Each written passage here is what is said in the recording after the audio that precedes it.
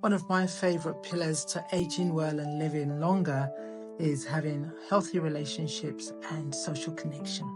And then these are sort of factors that we don't often hear about. We're used to talking about diet and exercise for longevity, but quite often these soft skills, as we call them, can be overlooked.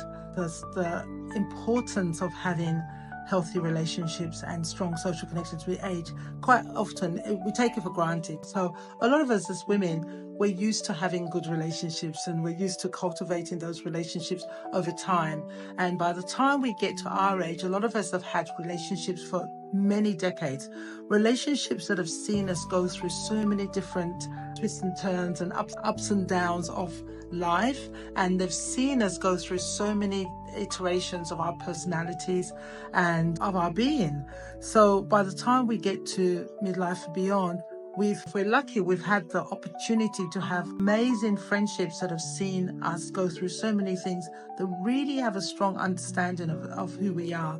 We also have the luxury of having built that trust in our friendships over time, where we know the people that are going to be there for us. We've had a number of challenging situations and we've seen the people that have shown up time and time again. So we know the value of those friendships.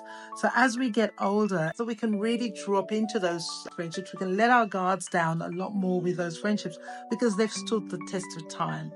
And I love the idea of strong social connections as well. My partner is someone who's really good at those micro connections. So he's the sort of person that will walk down the road and say hi to everyone and know everyone's name. I know all their dog's name, but he knows all the humans' names.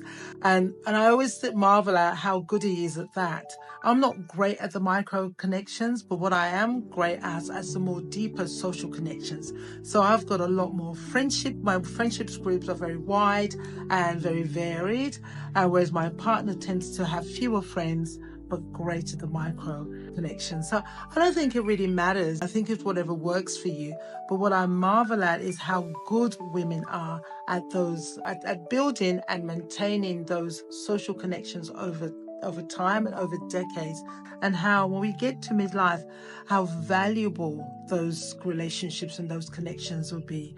We know that research tells us time and time again that people with strong social connections will age better and live longer. So we know that this is a fact. So as we age, this is a superpower for many women that we have to really lean into and capitalize. So when things are tough, instead of trying to work them out yourself, pull in those relationships, pull in those friendships, pull in those social connections that you've built over decades, and now you can kind of reap the rewards of.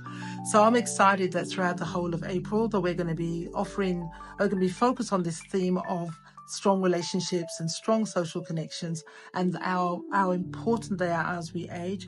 And we're going to invite you along on many, many conversations to explore this topic deeper. So hope to see you throughout the month of April. Bye-bye.